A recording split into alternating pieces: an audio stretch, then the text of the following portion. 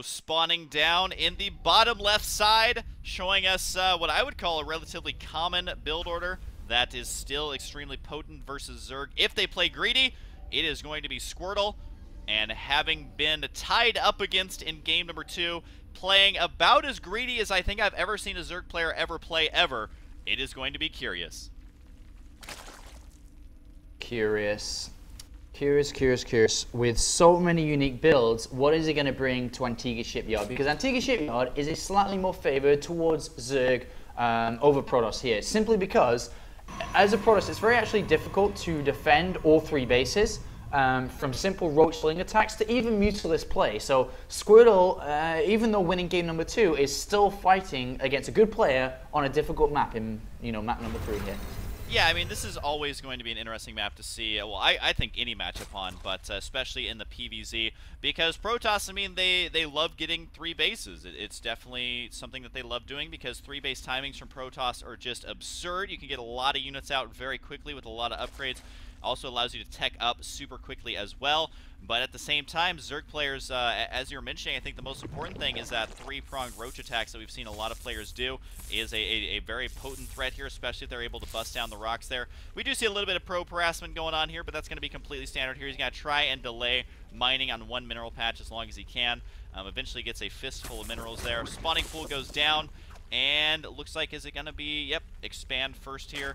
But no, he is going to go ahead and drop that forge right away. But it looks like, I want to be careful so I don't eat my own words here. It looks like more standard than we've seen in either game so far, at least.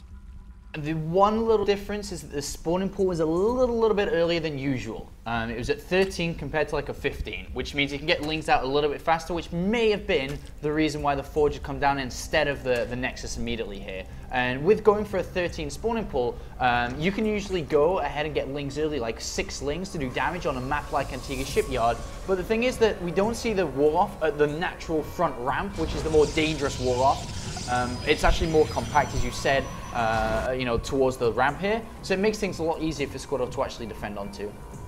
Yeah, absolutely. And I was watching the probe there during all that. He was trying to deny the expansion, but actually didn't deny it at all. So that means that the Queen Zergling timings are going to be fine. The expansion timing is going to be fine. And as Protoss, you're always looking to try and delay that expansion as much as you possibly can. This time it is going to be Cannon before Gateway, which is the correct choice here, as these Lings are now out. There's only 4 of them, but they can still do a world of hurt if you don't get your cannon up in time. They are scouting around looking for that probe. The probe is already since evacuated. There is on the far left side, so chances of the Lings finding that are pretty slim. But a lot of Zerg players recently have really realized, hey, if I've made 4 Lings, I need to scout all over the map constantly, whether it's grabbing the tower or moving out left, right. And that's exactly what we do. You might actually spot that probe right away there. But so far we do see the double gas going to be going down here for Squirtle. And we also have, once again, the double expand here. And any thoughts on the timing of this 3rd base here, Apollo? It seems pretty normal so far for Curious. Things are looking pretty good, and Squirtle's actually going to go in there and even see that 3rd base, and that's a good confirmation for him. As a Protoss player, you always want to look for that base, and usually with a probe, not a zealot, because you don't want to just throw away a zealot so early on. That's usually used to wall off or to help protect against any probe run-bys or something. So that's actually really good for Squirtle so far. I would not be surprised to see a Stargate play come out. Usually on a map like Antigua Shipyard, +1 attacks used to be very, very strong, but because it's such a played out map, is that Zerg players know where to scout, they know how to scout, they know when it's going to come. Stargate, though, does offer a good set of harassment, Void Raider Phoenixes, especially because the creep distance between bases can be a little bit more difficult for additional Queens to come back up on that 3rd hatch. We do have +1 on the way as well. Should be followed up by Warp Gate research there. And the +1, you got to remember, it does make Zealots kill Zerglings much easier in 2 hits instead of 3. And that plays a huge role throughout the entire duration of having that upgrade advantage. So getting that out early doesn't necessarily dictate it's going to be a +1 timing or anything like that, as it is useful throughout the entire duration of the game. And we do see a lot of drones on the back of this, just 5 right now. Could be following it up with a lot more here as well, but I would not expect to see him play as greedy as we saw in the last game, because he got out those units about as quickly as you possibly can, and does push out here with just the Zealot and the Stalker. Got to try and be pushing these Lings back here, but this could be easily just to secure his own base, to hide his tech, or just to, I guess, entertain himself for a little bit, because he's probably not going to be killing off those Lings But I'm kind of curious to see exactly what Curious is going to be following this up with, because he should be revealing it here relatively soon. Yeah, he's taken 3 gases immediately. You know, he should actually at this time, well, just as we approach 7 minutes, like throwing down Roach and Evolution Chamber, just standard equipment to deal with a lot of Protoss variety in their builds. We do see Squirtle going for a Robo though first. And with going for a Robo so early on, I doubt we'll see the Immortal push again. And I was going to say we may see a War Prism. This is something else he's very good at doing, using Sentry Stalkers just to try to slow down his opponent while taking a Sentry Immortal kind of expanse with third base. And the War Prism is indeed on the way, so you're going to have some awesome War Prism play here. Could load up that Sentry right away, try and harass the main base. This is something that Zerg players don't really die to anymore. I mean, it's still definitely an imminent threat if you allow that to go completely unchecked. Lair Tech going to be on the way right now. The +1 going to be finishing up here right when the Lings are kind of scouting up here to see exactly what's going on. Maybe able to get the Gas Geyser out of this, and anything you can do to delay Gas versus Protoss here is going to be huge. And you can see the cannon positioning here, while it does guard the mineral line, it does not protect those gas. So losing a second gas here would be very infuriating, not so much in the amount of resources that building costs, but in the fact that he wants all this gas. That's why he had those down this early. But the War Prism's got to be moving out. He's got 2 sentries and a Stalker inside. Oh, a lot more going to be warping in. And by the looks of it, Curious, because he killed the 2 assimilators so easy and doing probes and pylon damage as well, he knows that, well, wait a minute, where are units to defend against this? So immediately builds a Spore Crawler and adds on units, get ready to defend this. So great reading of the game here by Curious. But is he going to have enough here to hold it off right now with no losing speed? All he has is Roaches on the way. Spore Crawler should get taken out immediately. Does not want to lose that War Prism to such a silly defensive building here. It does get taken out, but the Queen could finish off that War Prism easily. And the last shot before she's going to get sliced down does take it out. So this is all the reinforcements he's going to have. This is it. He needs to do some drone damage here. He doesn't have enough for another force field. That's going to be the last one for him right there. And he's trying to kill off the drones with the Roaches here. I mean, Zealots are never going to kill this. Just a little bit of micro will be able to clean those up. And I don't think he did enough here. He delayed mining, but he lost quite a bit for it. Yeah, that was so smart by Curious to do damage to the assimilators and then realize that, wait a minute, the units aren't there, they're obviously coming at me. To build units in time, the Spore Crawler, beautiful placement, beautiful maneuver there. And the problem for Squirtle, because of losing both of those assimilators, he's missing so much gas, he's missing so many sentries, he's missing vital tech here, Twilight Council and so on, to continue upgrading to +2, for example. So he's sitting on just +1 armor, and things are looking pretty bad for Squirtle now, as we're about to see how Curious will take the rest of the game in his hands now. Is he going to take a full base, or will he start to put pressure on? But with all 6 gases taken, oh no, he hasn't, sorry, in the main base, he hasn't taken the gases there yet. But right now, Curious is in a world of flowers, trees, candy, sexy women. He's got so many options to choose from, and we're about to find out which one it's going to be. Such a good world to be in, man. That is for sure. And he does have the yeah, it is a macro hatch there at the natural. Has just made a huge wave of overlords. You can see them all rallied there to the same point as well. So he's not going to be supply blocked anytime soon. This means he can sit back and tech on the back of this. As soon as he sees an army move out, that's when he's going to do the big swell of units. The observer in the center of the map is going to spot the Roaches here. He knows there's no upgrades just yet, but really 1-1 is not that great versus Protoss, or as Protoss, excuse me, in this situation, because he's behind where he wants to be. His army size is smaller. Now he is going to be moving out here with quite a large army, but do you think Curious is going to be prepared here?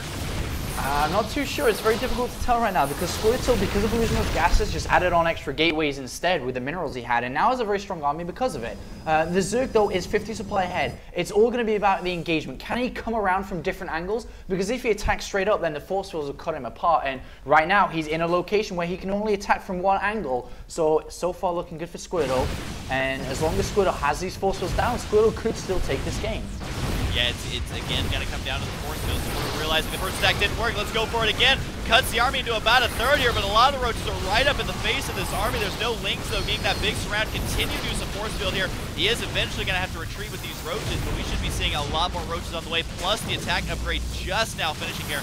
That's going to be a huge, huge help to taking out these sentries here. And does he have enough energy on these sentries? Not anymore. He actually has no energy left for force field. Is eventually going to have enough for like 1 or 2 more, but you got to remember, this army is a little bit weaker than it wants to be. There's more reinforcements on the way. He's already had to rebuild the War Prism once, and still having a hell of a time even busting down these rocks. Here he goes, even with more Roaches. These ones will get cleaned up, but there's a lot of reinforcements right at the top of that hill waiting for those rocks to go down. Oh, they are waiting to jump at the chance of breaking down this army. And the force fields are very very low because they've used so much already here, but they haven't really achieved any damage to the economy, and the units keep on coming here for Curious. He's gonna force field as best as he can, but Curious knows it's only a matter of time before those sentries run out of energy, and wisely here, Squirtle is going to warp in more. You can see he hasn't even killed these rocks because he realizes that's just going to give him another angle to attack at. Even Queens on the high ground can help focus down that Warp Prism, and right now, I mean, as Protoss, I mean, you feel like you're starting to lose a bit of momentum here when you don't have any upgrades. You have no other tech. You're just warping in more and more gateway units. While your Zerg player sitting on 3 bases, his income's looking great. He's at 2,000 minerals to only 1,400 of Squirtle right now. While he is supply blocked, I mean, he's got Overlords on the way. He's going to be okay here. And this is never a comfortable position as Squirtle, but it's going to be about as all-in right now as he can get because he has no backup plan after this. No, he has no backup plan. 3 Spine Crawlers coming down to basically stamp the victory here. And look at how many units Curious has out. He has so many attack angles now as well. And like you said, if he goes up and kills the Destructible Debris, he gets attacked from 3 sides potentially here. So what is Squirtle going to do? Is he going to fall back and expand? Because this is going to be absolutely insane. He plays from so far behind here. I didn't really talk about it in this game, but Ventral Sax was done because Curious actually expected him to fall back and expand after the failed Warp Prism attack. And that's what that was there for, to drop in the main, to drop on the third. But if he falls back and expands, he could easily just use that now instead. And you do have to remember, though, that right now, I mean, Zerg, Curious is maxed. So if he does fall back, that means Curious is at least going to have to throw some units away to try and free up some of that supply. He can't sit on that many roaches for this long, but ideally, he's going to be able to get this round in the center, mixing in the Queens to take out the Warp Prism here.